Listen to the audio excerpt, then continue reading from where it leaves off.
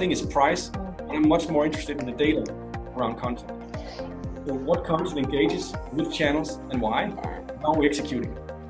Right? So answering those questions is the real gold mine, in my opinion, not just a cheaper price, which is great, and more volume, possibly good, I don't know, well, it depends, right? We can pick the right ones, and then more in the insights and what content actually engages, for which channels, etc. So there's a lot of hurdles in that.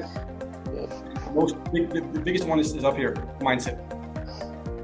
And then there's a lot of technicalities, but that's not a problem compared to mindset change.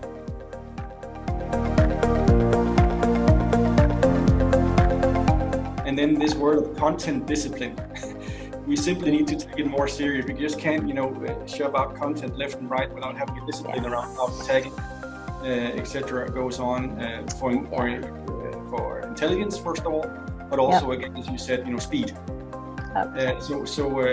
Just being more, it's pretty unsexy to talk about, but it's about being disciplined around the work.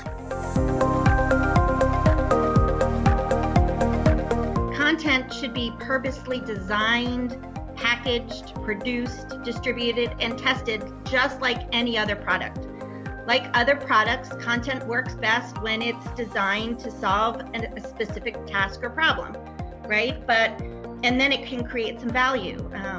But that value is only created if it actually gets in front of the eyes that will consume it. We've talked about it a little bit, but part of that discipline is we need to test and measure our content, right? We need to make sure that we know how it's being consumed and how well it's doing.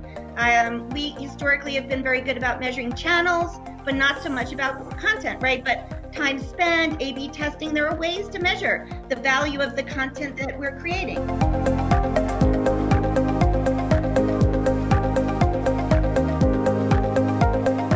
We've been waiting for that technology partner that comes as a savior and tells us, here is the A to Z technology stack that will take you from creating the content, approving the content with speed, personalizing it and orchestrating it in an omni-channel way, and then measuring everything, the atoms and the actual content, and creating that closed loop. The reality is, while those stacks exist, they're not pharma stacks. I continue to, in one of the discussions that we've had, we've talked about content as data. Content equals data, and data on everything. As an industry, we are very empirically driven, right? It's clinical trials, the statistical significance, etc. And then when we come to the operational side, we lose that in a way.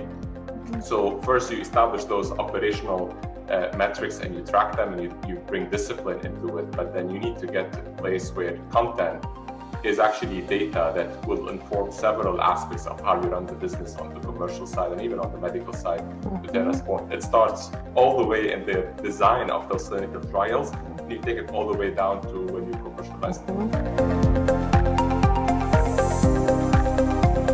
I think it's going to evolve, right, and change and create some new roles as well that we may not yet have really had expertise or depth in, right? To your point, and this I think has been evolving. The role that we have with our agencies will in fact evolve, right? I think someone mentioned earlier, right? Most of us have already decoupled production, whether we've done that in-house or whether we've done that via, selective and outsourced providers, and that will continue. How we actually produce is really what's going to change, right? Within that construct, you might see some roles go away. You might see some new roles added. I think you'll see pharma have a deeper need around true content strategy and content expertise like we're talking about here.